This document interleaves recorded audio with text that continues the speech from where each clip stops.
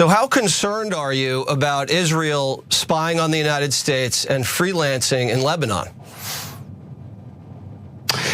Well, look, I think obviously the Israelis and the Israelis and the United States, we have a lot of shared interests, but we also have some situations where our interests diverge. I would like to know what our shared interests are because I'm having trouble listing any of them. So far, we have been punished due to our endless, unwavering alliance with Israel. We've been dragged into wars. We have been spending trillions of dollars fighting Israel's wars in the Middle East. We have given Israel directly over $330 billion in military aid and financial aid over the years. What are we getting out of that again? And what are our shared interests? But putting that aside, I would venture to say that JD Vance seems pretty chill over the fact that our special ally Israel was caught spying on the Pentagon and multiple high-level US officials. In fact, that's according to two separate intelligence reports, which I detailed on yesterday's show. But I do want to give you a quick refresher before we get to more of the vice president's statements here, because I think his calm demeanor, the fact that he's kind of downplaying the severity of this situation, tells you everything you need to know about how our government seems less interested about our best interests versus what Israel wants to do. So according to recent intelligence reports viewed by the New York Times, the Pentagon has increased the counterintelligence threat assessment of Israel to the highest level, Okay, so the reports include concerns that Israel has stepped up its efforts to eavesdrop on senior American officials, including Steve Witkoff, President Trump's top negotiator, unfortunately, Elbridge Colby, the Pentagon's top policy official, and one of the main deputies, Michael Domino. Now, as I shared with you on the show yesterday, Colby is in charge of the Pentagon's policy in the Middle East, and he happens to be one of the most prominent proponents inside the US government of a restrained foreign policy, which the Israelis are not fans of. So it is unsurprising to me that they would spy on him, and he is named in the report as one of Israel's targets for this spying. Now, senior American officials said that Israel is looking for insights into Trump's strategy and shifting stances on the peace talks, because as we all know and have all witnessed for ourselves, Israel has no interest in peace with Iran. Israel would like the war against Iran to continue at their behest, fought by American soldiers, paid for by American taxpayers and the US government. Trump seems to be angling for an exit, and every single time he says that he's getting close to a peace deal, Israel will do something that sabotages the possibility of a peace deal, including carpet bombing Lebanon. Now, this has been going on for a while. So last year, officers from Shin Bet, that's Israel's domestic intelligence agency, were discovered to have tried to plant a listening device in a Secret Service vehicle.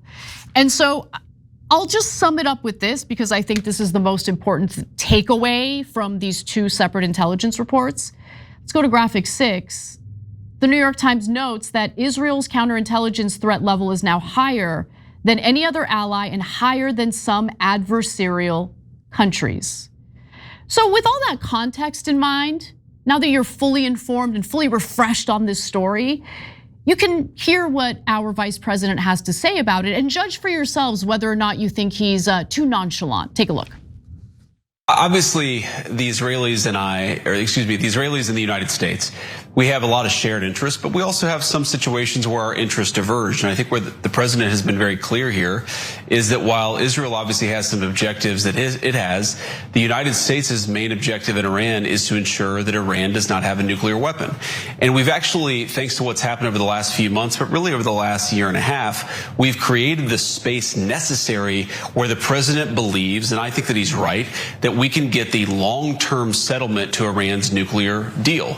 Now, Israel may like that, they may not like that, but fundamentally, we think this is in the best interest of the United States of America. So we're going to keep on pursuing it because that's what the President of the United States was elected to do. That's what we have to do in order to properly serve the American people. What was that? Do you guys remember when there were balloons flying over US territory, and there were like Chinese weather balloons, and there was a complete panic, especially among Republicans, by the way, and I mean Republican politicians. There's a complete panic about Chinese spying. Now, the argument would be that China is an adversary to the United States, so the thought of them spying on us is so dangerous and so terrible, and of course there should be a panic. I know that we've all been conditioned to believe that Israel is an ally, even as they carry out military actions that go against our best interests. Our soldiers have been killed in Iran so far. Not a single Israeli soldier has been killed in this fight against Iran so far. Hezbollah is doing a number on the IDF, certainly in southern Lebanon. We might be able to talk about that later. But nonetheless, like, what was that reaction? Any other country, by the way, any other ally of ours who got caught spying at the level that the Israelis are spying on our US officials would be demonized to no end by JD Vance. JD Vance would be doing a press tour condemning, let's say France did it. Can you imagine if France did it? France is spying on the United States. You think JD Vance is gonna have this muted response to it on Jesse Waters' show? And I see what Fox News is doing here, right? They're covering the story, so you should at least give them credit for that.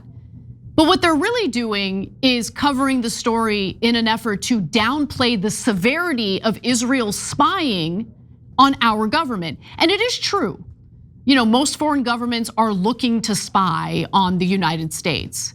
But what made these intelligence reports stand out is the amount and level of spying that Israel does on US officials, given the fact that we're talking about a foreign country that's gotten everything they've wanted. Starting with the Biden administration, certainly, and I'm only talking about the latest wars that have been going on in the Middle East. And then Trump gets elected, and he's basically Biden on steroids when it comes to giving the Israelis what they want.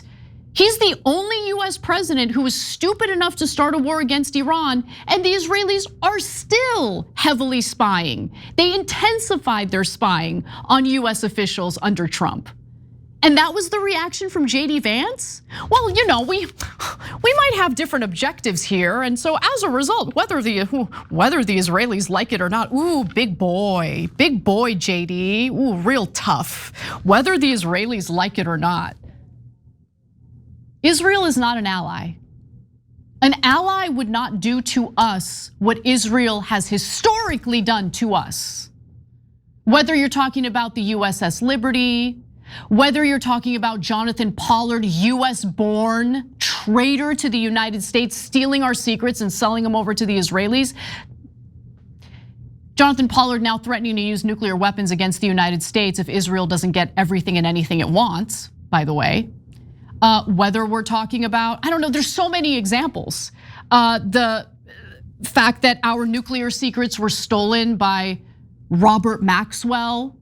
Later in the 1960s, our nuclear material was stolen, interestingly enough, by people related to not Benjamin Netanyahu, to Ben Shapiro, right? 1969, I believe it was, when all of this enriched uranium was missing, and then you have Israel with their clandestine nuclear program. What are we doing? Why are our leaders allowed to sell us out? That's what I want to know. Why aren't more Americans furious about this? And to be honest with you, and I think this should be the motto of the show moving forward, you deserve what you tolerate. And when it comes to the Israelis, we tolerate a lot of abuse. And when I say we, I mean our government. Because I think if the American people were fully aware of how detrimental our alliance with Israel really is, they wouldn't stand for this. But anyone who speaks out against it in the media, anyone who reports about it, becomes a target, finds themselves in the crosshairs of the Israeli lobby. Or Bielisons, if you're legacy media, might get bought out. It's pathetic. That response was pathetic. So again, I think Jesse Waters covered the story and had the vice president on to downplay this. It shouldn't be downplayed. This is serious. An ally who has received far more aid from the United States than any other foreign country shouldn't be spying on the United States. But they do it anyway. And we can always expect US politicians to downplay it on national television. It's disgusting. Every time you ring the bell below, an angel gets his wings. Totally not true, but it does keep you updated on our live shows.